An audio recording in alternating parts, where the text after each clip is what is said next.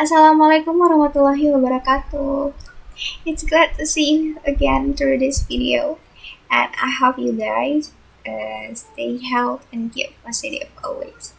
And through this pandemic, I warn you again to always wear your mask whenever you go, and wash your hands regularly and stay away from crowd people. And drink your vitamin as it needed. Okay, this video we are going to talk about recontext. Students, siapa di sini yang suka membaca cerita sejarah? Atau ada nggak sih di antara kalian yang senang menulis kejadian yang sudah pernah kalian alami dalam sebuah jurnal, atau diary, atau buku harian? Nah, teks-teks semacam itu disebut dengan recontext dalam bahasa Inggris. Jadi, apa sih sebenarnya recontext? Recontext adalah salah satu jenis teks dalam bahasa Inggris yang menceritakan kembali tentang kejadian-kejadian, pengalaman-pengalaman di masa lalu. Lalu, apa saja sih aspek dan bagaimana penjelasan lebih dalam yang harus kalian tahu ya? Yuk, kita belajar bersama. Let's get started.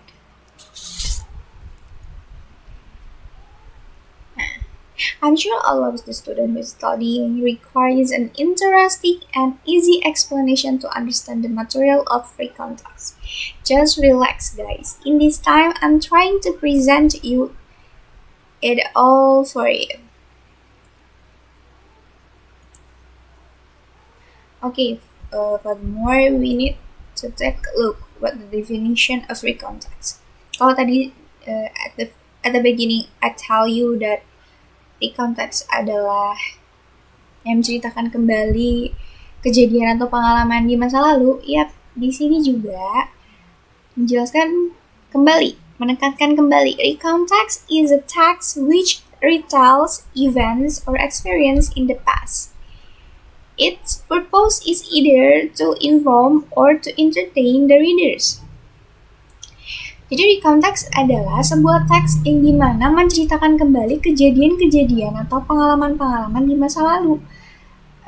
Biasanya ini bertujuan bisa untuk menginformasikan sesuatu atau menghibur pembacanya. And there is no complication among the participant and the differentiates from narrative text. Narrative text and recontext is jenis teks yang menceritakan sesuatu di masa lampau. Tapi di sini ditekankan there is no complication among the participant that differentiate from narrative text. Jadi di recontext itu nggak ada komplikasi di antara partisipan atau orang-orang di dalam cerita tersebut gitu, dan itu yang membedakan dengan narrative text. And a recontext has an orientation, a series of events in chronological order, personal remarks on the events, and an orientation that runs off the sequence of events.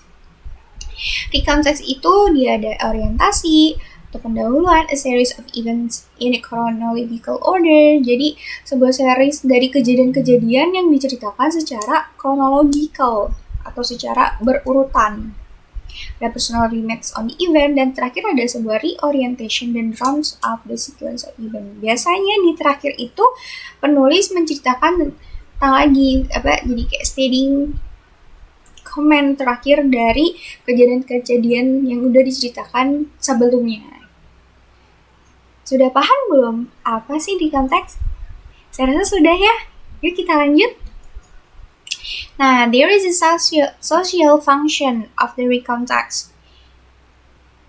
It is to retell event for the purpose of informing or entertaining. Jadi fungsi sosial dari recontext ini itu untuk menceritakan kembali kejadian-kejadian, ya tujuannya untuk menginformasikan atau menghibur para pembacanya.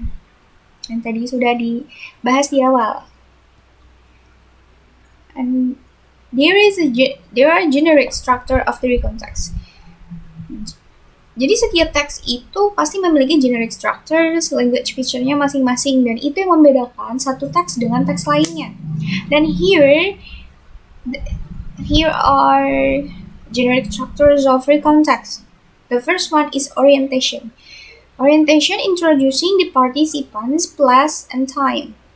Orientation itu kayak pendahuluan yang menceritakan, yang memperkenalkan partisipan atau orang-orang yang ada di dalam cerita tersebut. Dia juga bisa menyebutkan biasanya tempatnya atau waktunya.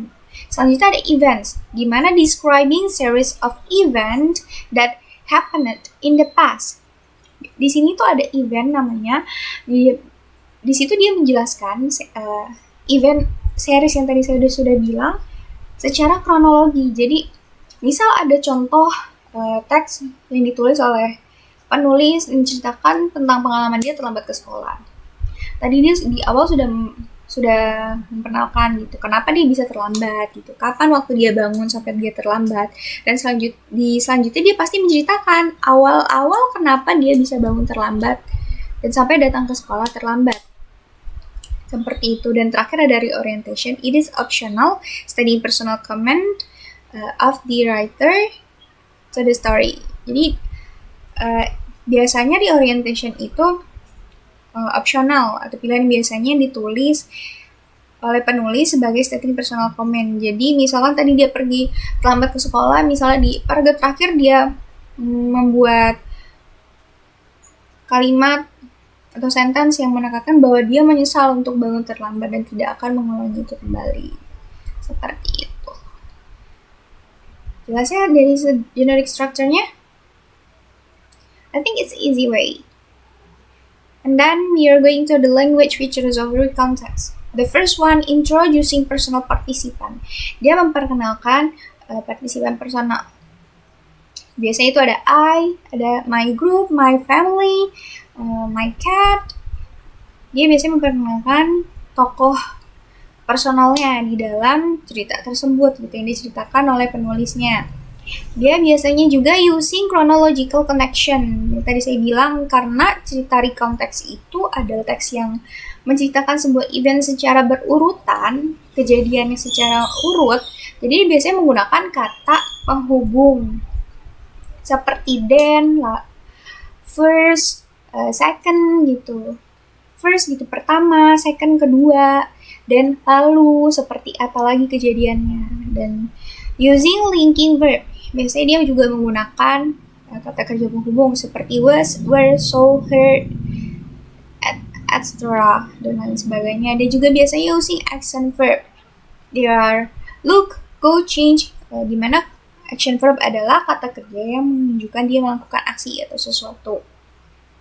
Dan terakhir using simple past tense. Nah, kalian pasti ingat kan in the previous video we have talk about the simple past tense already di past events chapter 7. Kita udah bahas tentang simple past tense juga present perfect tense. Nah, ini adalah salah satu implementasi dari penggunaan simple past tense. Dan di sini kalian tentu masih ingat dengan rumus, dengan bentuk seperti apa simple past tense-nya kan? Don't you? I hope you guys still remember. And next, there is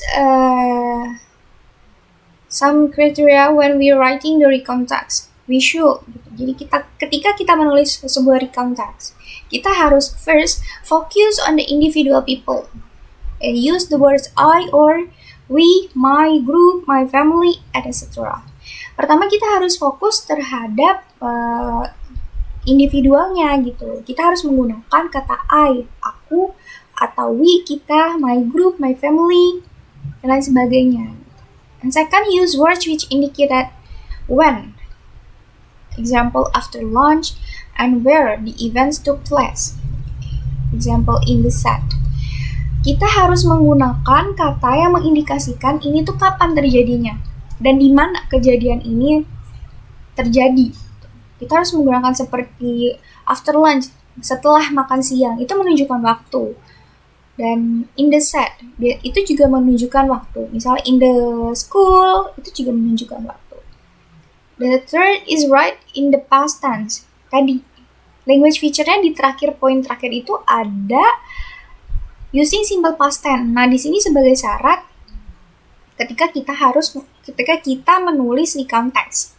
Kita harus menulisnya dalam bentuk past tense.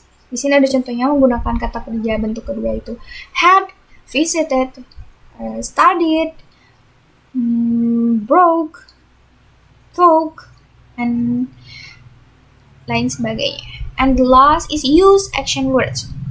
Kita harus menggunakan kata kerja yang kata yang menunjukkan dia tuh melakukan sesuatu. Yang tadi language feature-nya kan tadi bilang using action verb.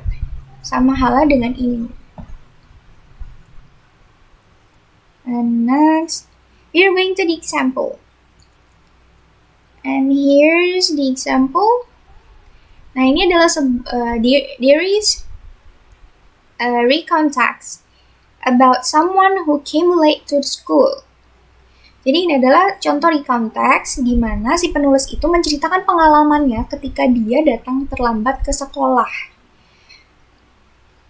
Nah, di sini di paragraf pertama dia menulis, "Last Wednesday, I came late to my school because I played PlayStation until 2 a.m. in the night. Because that, I woke up late." Dan tadi orientation itu introducing the individual participant, place, and time. Biasanya orientasi itu memperkenalkan si tokohnya itu siapa, di mana, dan kapan. Nah, di sini si penulis memberitahu last Wednesday adalah Rabu lalu. Itu sudah menunjukkan kapan waktunya. And dia menggunakan kata I. Dia menceritakan pengalaman dia sendiri. Dan dia bangun terlambat. Dan I woke up at 8:30 a.m. and the class will begin at 7 a.m. Dia bilang saya bangun jam 6:30, padahal kelasnya itu dimulai jam 7. Itu dia sudah menceritakan kejadian atau events-nya secara chronological. Saya bangun jam 6:30, padahal kelasnya dimulai jam 7. I ran to bathroom to take bath. Gitu. Saya buru-buru mandinya gitu. Diceritakan lagi, I went to school by motorcycle, but in that way I forgot to where I put the key. Dia ceritakan lagi ketika dia mau pergi ke sekolah pakai motor. Dan hari itu dia lupa naruh kunci motornya di mana. Jadi dia akhirnya pergi menggunakan public transportation dan itu membutuhkan waktu yang lebih lama. Dan dia ceritakan terus sampai akhirnya dia ketemu gurunya dan dimarahi. Dan terakhir ada reorientation. Yang tadi stating personal comment dari si penulisnya. Dan dia menekankan di sini, "It was my bad experience and I hope I will not do that again." Dia memberitahu kalau ini adalah pengalaman yang buruk dan saya harap saya tidak akan melakukannya kembali. Melalui contoh ini saya harap, I hope you guys understand what is recount text and apa sih gambaran yang kalian kira gitu, bahwa kalian tuh sebenarnya udah sering ketemu recount text gitu tanpa kalian sadar, kalian tahu dan kalian paham bahwa ini adalah recount text. I hope you guys understand more about recount text and you can implement it to daily activity. And that's all for the explanation. Students, hope you can understand it well. And thank you for your time and see you in the next video. I hope you guys always health. And wassalamualaikum warahmatullahi wabarakatuh. Bye.